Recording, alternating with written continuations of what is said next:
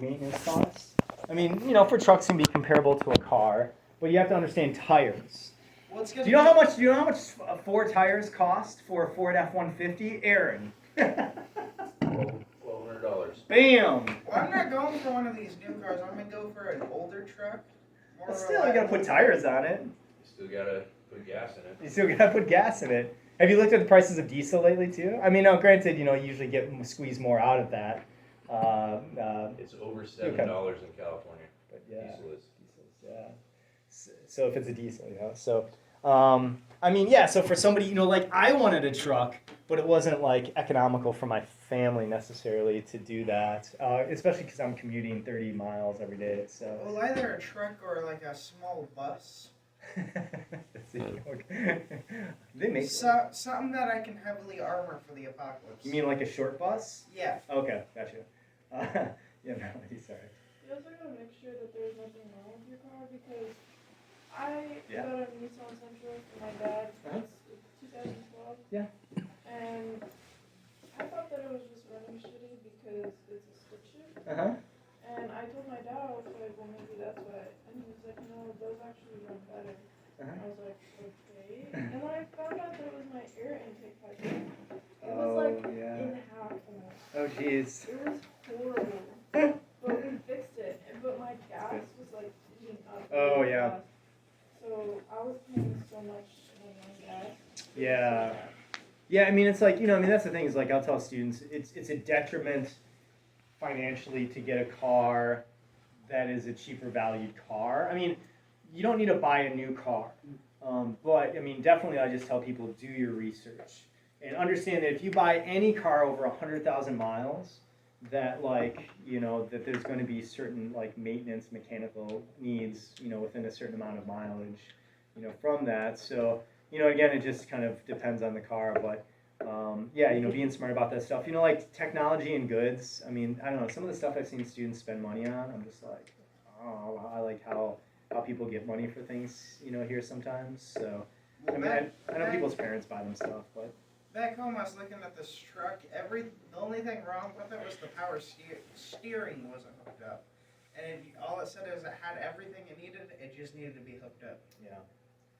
Yeah. I mean, and another thing, too, is I know, again, going back to the parents thing, is that a lot of people rely upon their parents and families to help out with stuff. I mean, one thing I always say, which is a really crappy thing to have to imagine, but just imagine if you didn't have financial support from family members. What would you do? That's something that my wife and I are facing as our parents are getting older, is, we've had them help us out with stuff. Is, we look forward and say, there's going to be a point in time where they can't help us. I've never had financial support from my family. Yeah, well, no, and that's, I mean. I can imagine it. Yeah, so, I mean, for some people, that's their lives, but for others, I mean, I don't know how many times I've heard a student here say, I had one student purposefully throw their phone on the ground because they were angry, and I was like, do you know how much phones are? And the person, it was a female, and she was just like, well, my mom would just buy me a new one. And I'm like, sounds like if I was your parent, I wouldn't buy you a phone knowing that you purposefully smashed it, and so I mean, just that attitude, I hear that from people all the time, that and it just kind of amazes me. My phone's been through hell and back. I take this to the caves.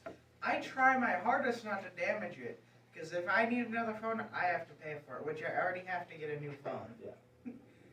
So, I've been looking at carriers. I can't figure out which one's the cheapest through the online stuff.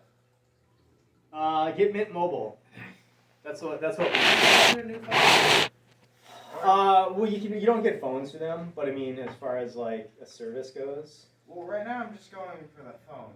You can go to Walmart and get a straight talk phone for $30.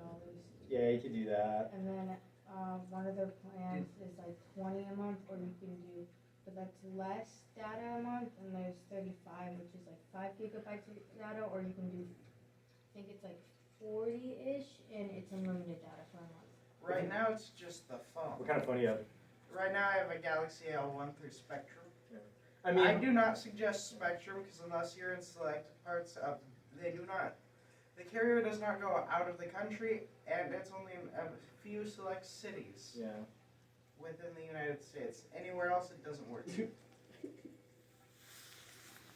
Yeah, I mean, I've never, like, I mean, it's been a long time, probably like 6 years since, like, I buy all of our own phones now, like, that are often, like my wife, for instance, just lost a phone, so she had to buy a new one, so she bought, like, a 3-year-old, like, Galaxy S20 for, it was like $125 on eBay. And it was great. It came and it looked almost brand new, and the battery's fine on it. And then so we get our own carrier plans too, which are super cheap. Back home, I went to the Verizon back home, and for $4 a month, I could get an iPhone 6. Yeah. Well, but the problem is, like, again, like, so we're not strapped to a company. Yeah. So that's the thing is, like, I don't like signing up for things like where it's like you have a 2-year plan, and if you back out, then you owe more money.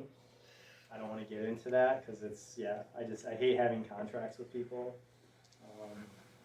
as much as possible. So that's another kind of like budgetary tip is, like, if you can get stuff that aren't on contract, which a lot more companies are doing nowadays because they realize that it's just like, people don't like it. So I'm like looking at internet for my wife and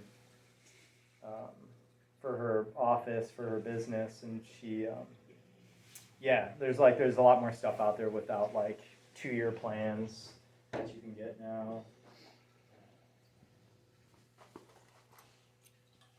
Oh, we got 15 minutes left.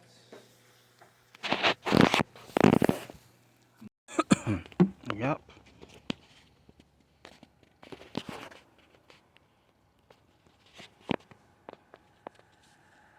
Oh. Never mind.